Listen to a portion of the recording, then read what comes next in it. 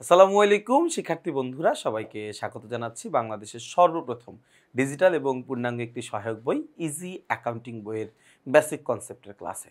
খেয়াল করে দেখো, আমরা আমাদের ইজি অ্যাকাউন্টিং বইয়ের বেসিকটাকে খুব সুন্দর করে ডেভেলপ করেছি। আমরা বেশ কয়েকটা সেগমেন্টে বেসিকটা আলোচনা করেছি এবং আজকের এই সেগমেন্টে আমরা আলোচনা করতে চাই আমাদের পাঠ সম্পর্কিত গুরুত্বপূর্ণ কিছু তথ্য বা প্রবাহ চিত্র। এবং এই আলোচনাটার উদ্দেশ্য হচ্ছে আমরা এই জায়গা থেকে অনেক বেশি এমসিকিউ কমন পাবো। তার কারণ দেখো, আমাদের তো আসলে শুধুমাত্র পড়লেই হবে না, আমাদের তো বোর্ড পরীক্ষাতে কমনও পাইতে হবে, তাই না?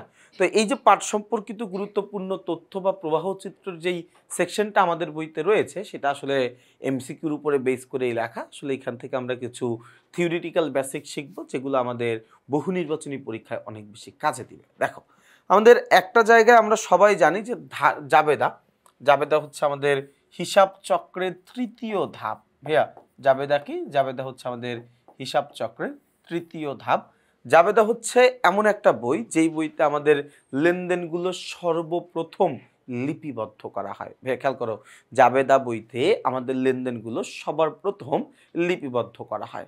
আমাদের ইংরেজি জার্নাল শব্দের বাংলা প্রতিশব্দ হচ্ছে জাবেদা, এবং এই যে যার শব্দের মানে হচ্ছে দিন বা দিবস। যার শব্দের মানে হচ্ছে দিন বা দিবস। আমরা যদি একদম নর্মালি বলতে চাই, তাহলে আমরা বলতে পারি আমাদের ব্যবসায়ে সংগঠিত প্রতিটি লেনদেন বা আমাদের ব্যবসা প্রতিষ্ঠানে সংগঠিত লেনদেন সমূহ আমরা যখন দৈনিক দৈনিকের লেনদেনটা দৈনিক আমরা যখন ডেবিট ক্রেডিট বিশ্লেষণ করে সংক্ষিপ্ত ব্যাখ্যা আকারে যেই বইতে সর্বপ্রথম লেনদেনগুলোকে লিপিবদ্ধ করি, সেটাকে আমরা বলি হচ্ছে জাবেদা। জাবেদা হচ্ছে আমাদের হিসাবের একটা প্রাথমিক বই, আমাদের হিসাবের সহকারী বই, আমাদের হিসাবের সাহায্যকারী বই, অথবা আমাদের হিসাবের দৈনিক একটা বই। আমাদের হিসাব জাবেদার বেশ কয়েকটা প্রকারভেদ রয়েছে। আমরা যেটা আমাদের পাঠ যেটা ছিল ওইটাকে কি বলে, একদম শুরুতে আমাদের অধ্যায় সম্পর্কিত যেই গুরুত্বপূর্ণ শব্দাবলী ছিল, সেখানে আমরা জাবেদার বেশ কয়েকটা প্রকারভেদ দেখেছিলাম। আমরা একটু জাবেদার গুরুত্বটা একটু দেখতে চাই। দেখো, আমাদের জাবেদার গুরুত্বটা হচ্ছে, সর্বপ্রথমে একটা গুরুত্বের কথা বলতে পারি, এখানে আমরা লেনদেনগুলোকে লিপিবদ্ধ করি সর্বপ্রথম। দেখো, আমাদের হিসাব চক্রের যে ধাপগুলো রয়েছে, প্রথম ধাপের নাম হচ্ছে লেনদেন শনাক্ত করা, দ্বিতীয় ধাপের নাম হচ্ছে লেনদেন লিপিবদ্ধ করা, লেনদেন শনাক্ত করা, লেনদেন বিশ্লেষণ করা, এবং ৩ নম্বর ধাপে গিয়ে কাজ হচ্ছে জাবেদাভুক্ত করা। তার মানে আমরা লেনদেনগুলো সর্বপ্রথম লিপিবদ্ধ করা শিখি, সেটা হচ্ছে জাবেদা বইতে, বা সর্বপ্রথম লেনদেনগুলো লিপিবদ্ধ করি আমরা কোন বইতে? জাবেদা বইতে আমরা সবার প্রথম লেনদেনগুলো লিপিবদ্ধ করে থাকি। এরপরে দেখো ভাই, আমরা লেনদেনের মোট সংখ্যা বা লেনদেনের মোট পরিমাণ জানতে পারি। আমরা কি করতে পারি? এখানে লেনদেনগুলোর দ্বৈত সত্তার যেই প্রয়োগ রয়েছে, সেই প্রয়োগটা নিশ্চিত করতে পারি। অর্থাৎ আমরা সবাই জানি, দুতরফা দাখিলা পদ্ধতি অনুযায়ী আমাদের লেনদেনের দুইটা পক্ষ থাকবে। একটা পক্ষ সুবিধা গ্রহণ করবে, আরেকটা পক্ষ সুবিধা প্রদান করবে। এই দুইটার যে দ্বৈত সত্তার যে দুইটা যে পক্ষ, এই দুইটা পক্ষ কিন্তু আমরা নিশ্চিত করতে পারি এই জাবেদার মাধ্যমে। আমরা লেনদেনের জাবেদার মধ্যে লেনদেনের একটা ব্যাখ্যা লিখি, যে কারণে আমাদের লেনদেনের ব্যাখ্যাটাও আমরা জানতে পারি, যে আসলে কেন এই লেনদেনটার ব্যাখ্যাটা এরকম হইল, এই জিনিসগুলো জানতে পারি। জাবেদা করার মাধ্যমে আমাদের লেনদেনের ভুল ত্রুটির পরিমাণ হ্রাস পায়। আমরা এই হিসাব তথ্যগুলো ভবিষ্যতে ব্যবহার করতে পারি, এবং সর্বশেষ হচ্ছে এই হিসাবগুলো আমাদের খতিয়ানের সহায়ক হিসাবে কাজে লাগে। এখানে পাকা বই বলতে খতিয়ানকে বোঝানো হচ্ছে। ভাই, এখানে পাকা বই বলতে কাকে বোঝানো হচ্ছে?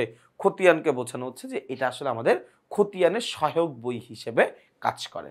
আচ্ছা, এরপরে আমরা যদি একটু দেখি, এই জিনিসগুলো এখানে তোমাদের জন্য একটু বিস্তারিত বলা রয়েছে, তোমরা এটা একটু দেখতে পারবা। আমাদের জাবেদাকে আমরা দুইটা ভাগে ভাগ করে ফেলি, একটা হচ্ছে বিশেষ জাবেদা, আর একটা হচ্ছে প্রকৃত জাবেদা।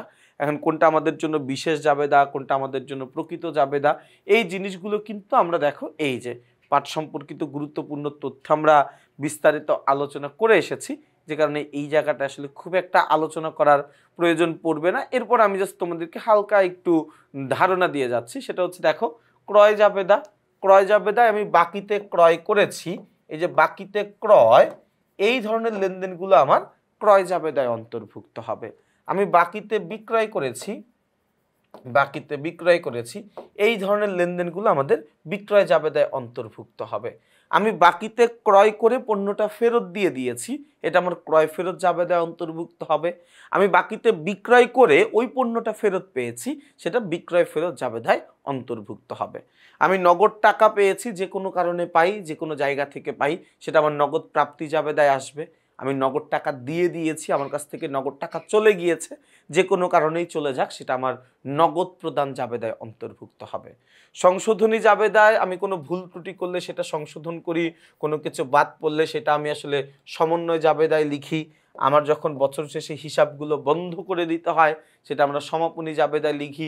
জাবেদাগুলোকে পরবর্তী বছরে স্থানান্তর করার জন্য আমরা এখানে প্রারম্ভিক জাবেদা ব্যবহার করি, এবং এগুলো ছাড়া আরও যত জাবেদা আছে সবগুলো জাবেদাকে আমরা আসলে অন্যান্য জাবেদার মধ্যে অন্তর্ভুক্ত করতে পারি।